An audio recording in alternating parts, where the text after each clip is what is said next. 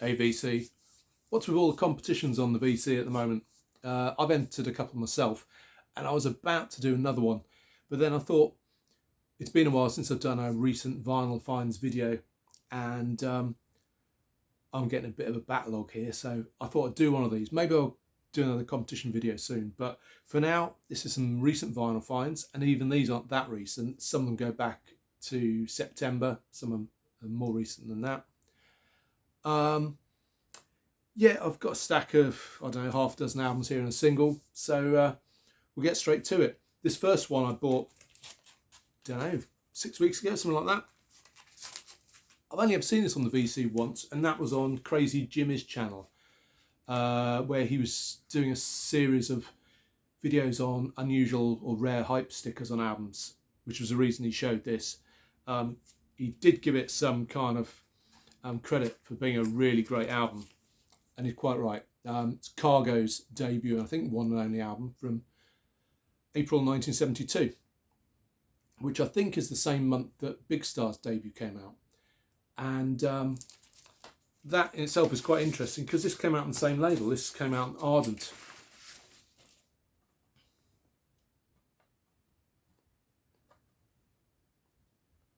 As you can see, this is a really nice copy.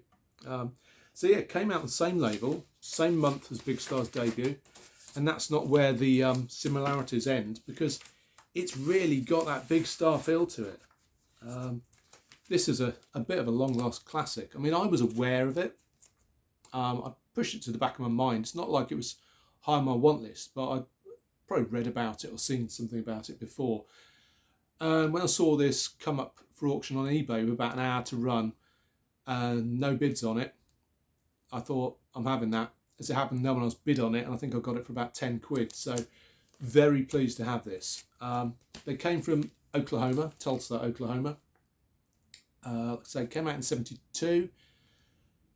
It's definitely one for fans of Big Star, of course. Badfinger, perhaps, McCartney, Crosby, Stills and Nash. It's got that kind of rural rock feel with really tasty guitar, some beautiful soaring harmonies, very mild psychedelic touches, mainly in the guitar, I guess. And yeah, if you see it, pick it up. The first track and the second track, Feel Alright, definitely has that Big Star sound to it, unmistakable. Scenes is a McCartney-esque ballad, I guess. Really enjoy that one. Time is a big, joyous, sort of rural rock stew, which is absolutely fantastic. And then the second side starts off with a track, which on the cover is just called Feeling Mighty Poorly, but on the label it's called Introduction, This Is Real. Now that starts off gentle and acoustic, a bit like Crosby, Stills and Nash, and then it kind of morphs into this kind of Jonathan Wilson style cosmic country. Really, really good stuff. Can't praise this highly enough. So there you go, Cargoe's debut from 72. Next up is an album that I picked up for 5 quid, new and sealed, from a record fair. This came out in 2020. Knew nothing about the band. Again, I think the name rang a bell. I can't recall having seen them on the VC. If they've ever been mentioned, it was probably by someone like Graham Allen, who knows his European prog pretty back to front. Inside out, back to front, whatever. It's a Ring van Möbius, who are a 3-piece, I believe from Sweden, certainly from Scandinavia. And there's no guitar on their records, certainly none on this one. It's very much one for fans of Emerson, Lake and Palmer and Van de Graaff Generator. In fact, the vocalist, to me, sounds quite a lot like Peter Hamill at times. And when I first listened to him, in fact, I listened to the album they did after this first, and I kind of dismissed them as just ELP copyists, and then I started to hear more in it. And when I listened to this album, which I think is the better of the two that I've heard, I realised they were doing their own thing, but made no concessions whatsoever to the 21st century. This is a 70s love letter to prog through and through. It's really a really interesting listen, beautifully played, really well recorded.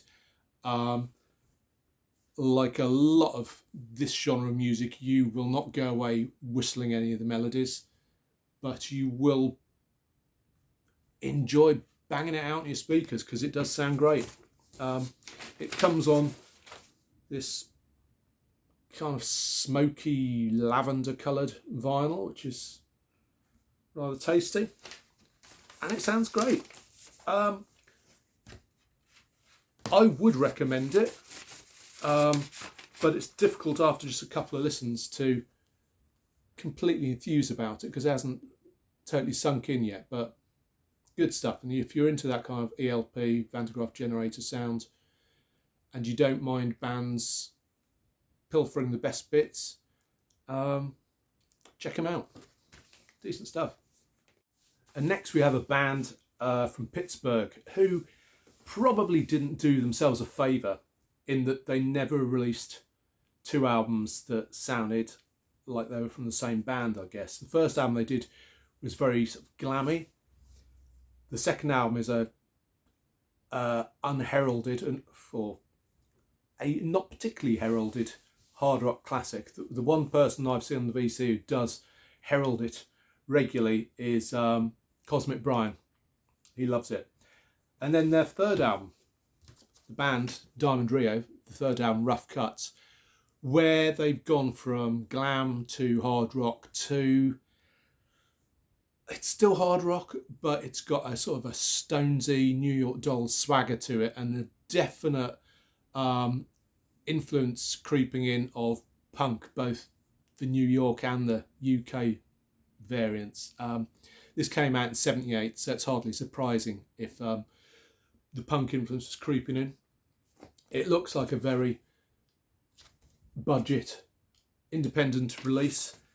And I'm guessing from the labels it is. The Piccadilly label I'm not familiar with.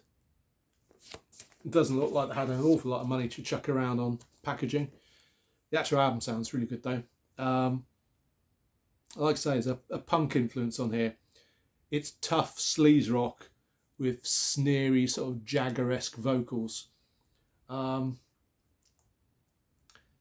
the tracks are generally short, ranging between 2 minutes and there's one that clocks in at 5 minutes, I guess. Yeah, there's a few longer ones, particularly on the second side, but most of them are sort of around the 2-3 minute mark. Plenty of highlights on this. Check out Electricity, which has a really dumb football hooligan sort of a chorus, which is well worth listening to. And Party Girl, which basically cops the riff from the Sex Pistols' Pretty Vacant and adds it to this sort of strutting, drawling New York Dolls sort of a vocal, complete with hand claps, and that is a definite highlight in here. They do a fairly lengthy ballad called Diamonds Are a Girl's Best Friend, which has a touch of the Stones' Fool to Cry about it. So overall, yeah, this is a punky Stones, New York Dolls, perhaps Jay Giles band type of an album, and it's well worth checking out. Don't see this one come up for sale very often, but if you see it, you could do a lot worse than to pick it up. Now, I think I've probably talked about this next artist before on my channel, and he's one of those artists that every time I see one of his records I think, do I really need another one of his albums? I'm talking about Brant Bjork. I love his stuff, but to me he's a little bit like the desert rock J.J. Cale, in that, do you need more than one J.J. Cale album? If you get one of them, you know what the others are going to sound like, and it's just taking up space. Sometimes I feel that way about Brant Bjork, and then I listen to a new album by him, I think, no, this is different. This stands alone. And that's the case with this one. This one, he's stretching his legs a lot more. he is always groovy. And if what you want is something that'll just get your head nodding, putting a smile on your face, you cannot go wrong with Brant Bjork. And sonically, he pushes the envelope a bit more on this one. There's Hammond organ on here and some Farfisa organ underpinning some of the riffs. And that's a nice touch. And vocally, he seems to push himself a bit more. He's working on a higher register at times. I mean, he's not reinventing the wheel or anything, but nor should he have to. He's found his niche, and he ploughs his furrow really well. This is a really good album. Like I say, I feel bad because I'm almost talking people out of buying his records because I'm suggesting they're all the same, but they're not. It's just that kind of feel I have. It's like even when I went to see him live earlier this year. I think it was earlier this year. First few songs in the set, I'm thinking, okay, yeah, not too many hooks here, nice groove, but then you just find yourself nodding, like some kind of brainwashed disciple, and that's what it's all about. It's just the hypnotic grooves and the sort of general sort of stoner rock repetition that makes it so special. There you go. Let's show you the vinyl, because that in itself makes this a rather tasty purchase. Nice, huh? Yeah, some great stuff here. I mean, possibly the highlight for me is a track called what is it called? Let's Forget, which is it's very simplistic, or very minimalistic, I should say. It's all hand drums and acoustic guitar and atmospheric harmonics. And the opening line on that track really sums up what Brant Bjork is about. He says, "If I can't make you love me, then I'll make you dance." And that's what he does. Great artist, doing his thing, doing it brilliantly. Now the next one is an album I've been after for a long time, and I've given up trying to find an original. They're pricey and they just don't come up for sale. But this I found at a record fair for £8, and it's a bootleg copy of Coley's Goodbye Brains. It comes just in a plain white sleeve with a loose printed A4 sheet, and the sort of band lineup and track titles printed on the back there. It says it's a limited edition of 300. Don't know if you can see that, but it doesn't say what number mine is, so I imagine they just kept printing them until demand dried up. But this is a great record. There's the labels for you. Coley is the band leader Barry Cole, who plays basically saxophones, flutes, clarinet, that kind of thing. And this is a jazz fusion funk album. But it's kind of difficult to define it, I suppose. You've got Henry Lowther here on trumpet and flugelhorn as well, who's one of the other names I recognise from this lineup. The other guys, not so much. I'm sure the real jazz heads perhaps are familiar with these guys. But this is fantastic. It's funky jazz fusion with distorted fuzz bass and keening wah-wah guitar from outer space. That kind of sums it up. What kind of detracts from the album is the slight sort of comedy elements. There are some sort of spoken word tracks like The Old Lady of Brompton Road, which is this kind of weird narration over flute-led jazz. Just bizarre storytelling. And like a lot of these things, listen to it once is mildly entertaining, but it's something you probably would want to skip second, third, fourth time you listen to the record. The highlight for me on here is a track called Joint Effort Shut That Door, which is instrumental, funky jazz rock fusion with Eddie Hazel style guitar and great horns. Another weak track is the Weed song, which immediately follows that one, which is pointless comedy country pastiche, which just doesn't fit in musically with the album, and the comedy just falls flat, to be honest.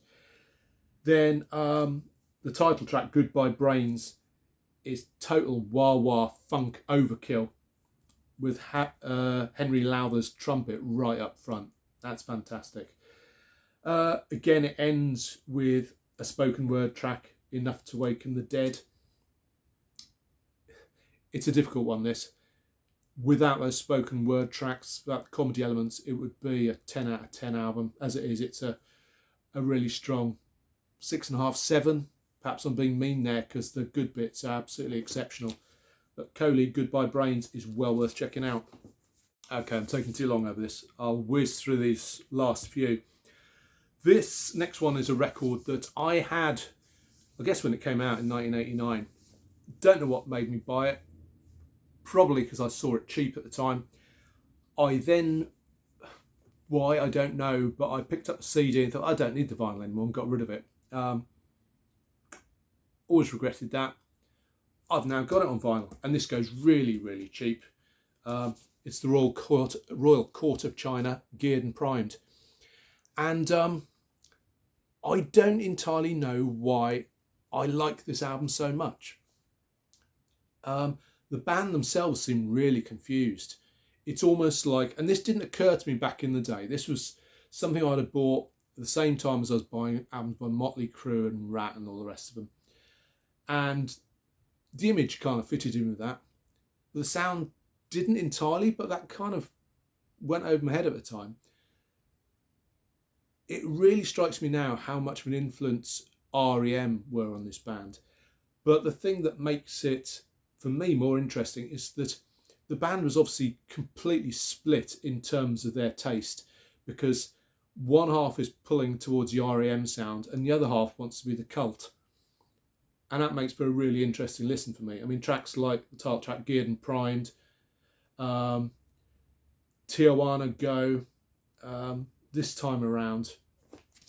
Fantastic stuff. I mean, maybe it's just a nostalgic thing for me, but I actually think this is a really good album. And as you can pick it up for peanuts, if you do see it, check it out.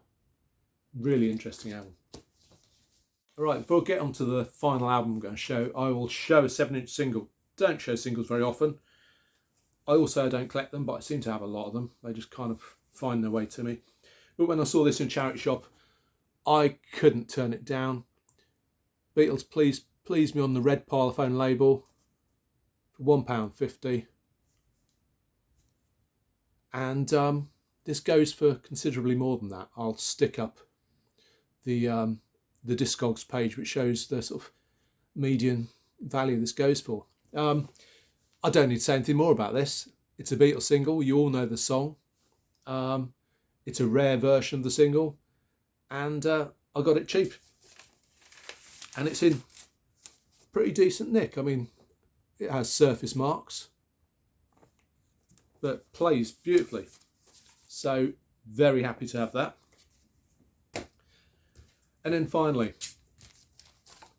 this is a record I've been after for a long, long time. Doesn't come up very often. When it does, it's too expensive for me, to be honest. Perhaps I'm just being mean, but I got it now and I got it for under 30 quid. And that's Summerhill's album from 1969. Only issue with this, as you can see, a bit of a sticker tear on the sleeve, but the actual disc is in beautiful shape. Let me dig that out and you can have a look at it. It's on the Polydor label. And yep, that is pretty much pristine. No spindle marks on the label, nothing.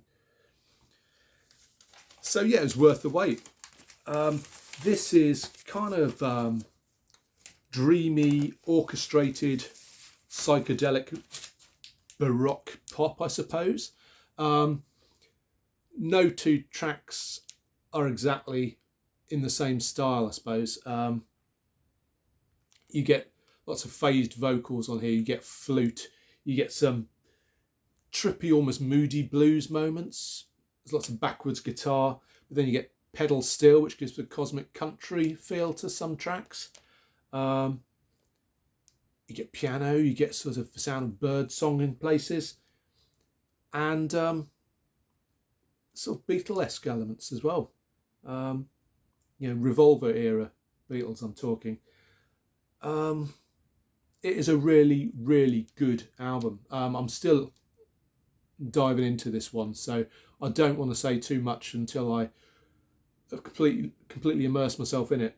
But yeah, it certainly didn't disappoint.